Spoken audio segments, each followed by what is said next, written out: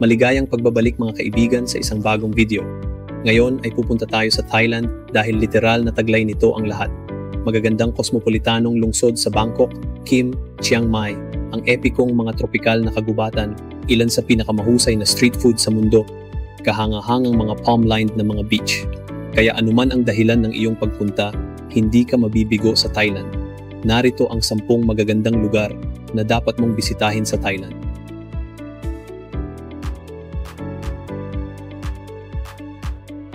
Ayutthaya.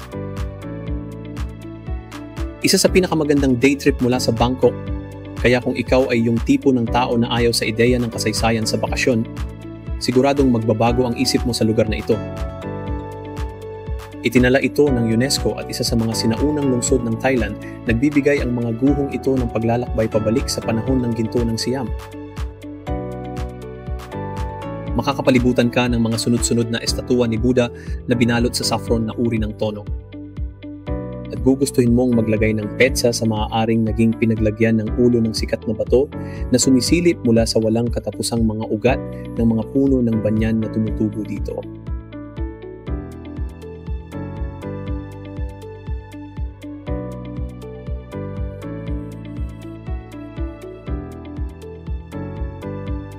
Sukhothai. Ang Sukhothai ay isang UNESCO World Heritage Site, isa pang lugar na siya ring unang kabisera ng Siam.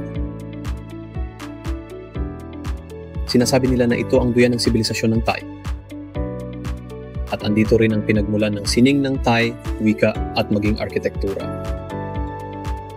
May iba't ibang mga lugar na nakakalat sa buong lungsod, kaya medyo madaling makahanap ng tahimik na atmosperikong lugar na maaari mong tawaging sarili mo o higit pa. Ang sapin-sapin ng ganda ay nakakabighani. Gumuguho ng mga pader, malalawak na pundasyon, kahangahangang mga pagoda at mga imahen ni Buddha na iba't ibang laki at ayos.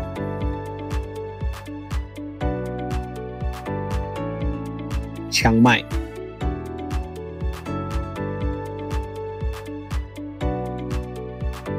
Ang Chiang Mai ay ang pintuan patungong hilagang Thailand, isang lungsod na may populasyon na mahigit 1 milyon. Ngunit may kasiya siya at kalmadong atmosfera. Ito ang paborito kong lugar sa Thailand.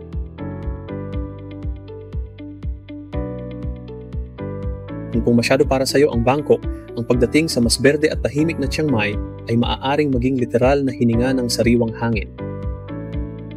Ngunit hindi ka maubusan ng relihiyosong mga dambana dahil mayroong mahigit 700 templo na dapat hangaan. Ang banal na Buddhist Wats ay matatagpuan sa tuktok na napapalibutan ng luntiang kapaligiran.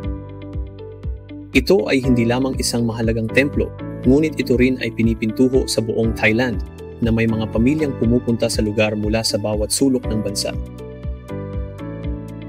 Maaari kang umakyat sa hagdanang may ulo ng serpente patungo sa templo kung saan mapapasa iyo ang isang makabuluhang karanasang kultural at nakalulula na tanawin ng syudad sa ibaba. Mae Hong Son. Ang hilagang kanlurang lalawigan ng Mae Hong Son ay isa sa pinakamaliit na populasyon at pinakamagkakaibang lugar sa Thailand.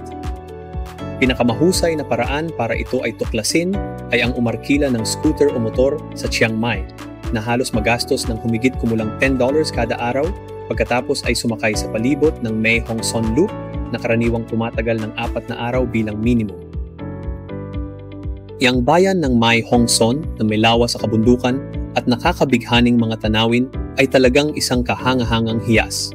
Kasama ang lokal na hilagang tipo, may ilang lugar na perpekto para sa mga pit stop kabilang ang bayan ng mga turista na PE.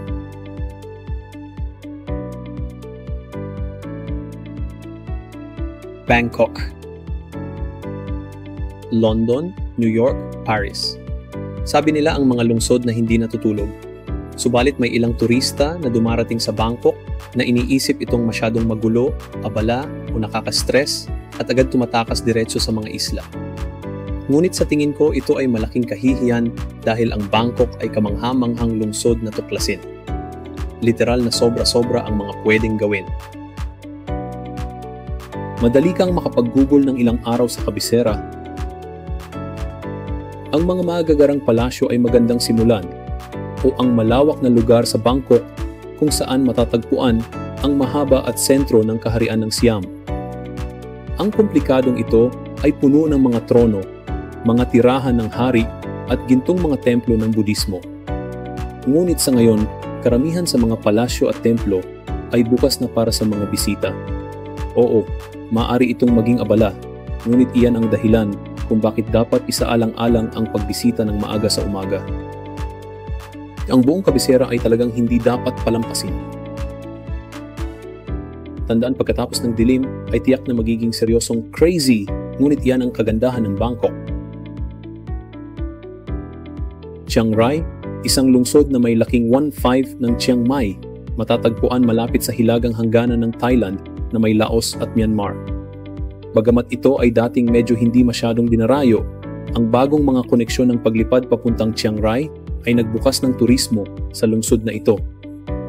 Ngunit walang duda, isa sa mga pangunahing dahilan kung bakit pumupunta ang mga manlalakbay sa lungsod na ito ay ang White Temple, tunay na kahanga-hanga. Dotlanta. Isa pa pong magandang isla na bisitahin sa ikong paglalakbay sa Thailand na matatagpuan mga 70 kilometro sa timog ng Krabi o Krabi. Accessible by boat from Krabi or Phuket. Should you seek an island in Thailand with dazzling white sand that's not too packed, this is a wonderful choice. Kung mas malayo ka sa pantalan, mas tahimik ito.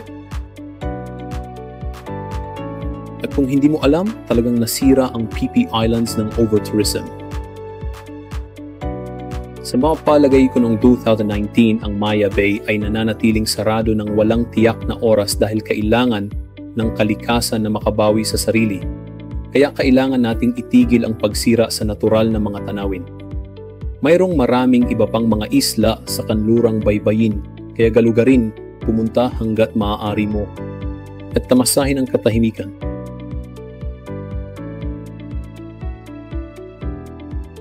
Khao Sok National Reserve.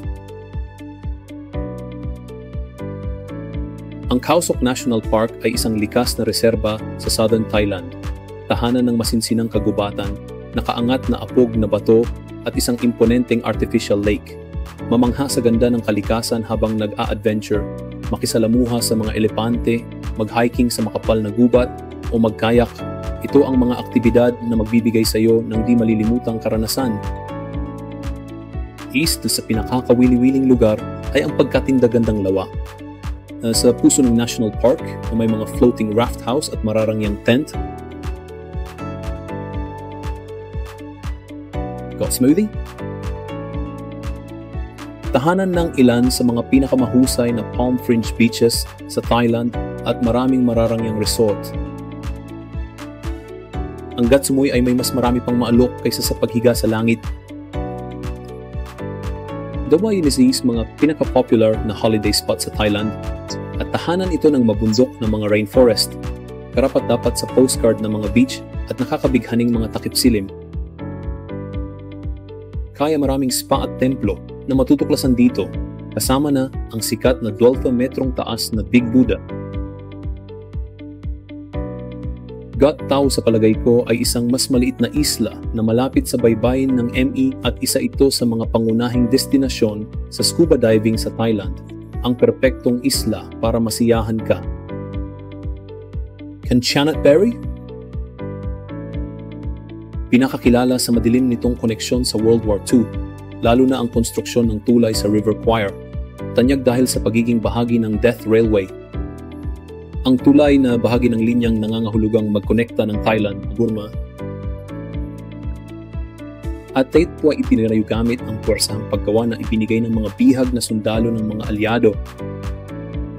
Ngunit ngayon, posible na maglakad sa buong tulay sa makitid na side platforms o sumakay sa maikling tren mula sa isang gilid patungo sa kabila. Subukang matutunan ng kaunti ang kasaysayan at maunawaan ang partikular na lugar na ito at bakit ito napakahalaga pa rin hanggang ngayon.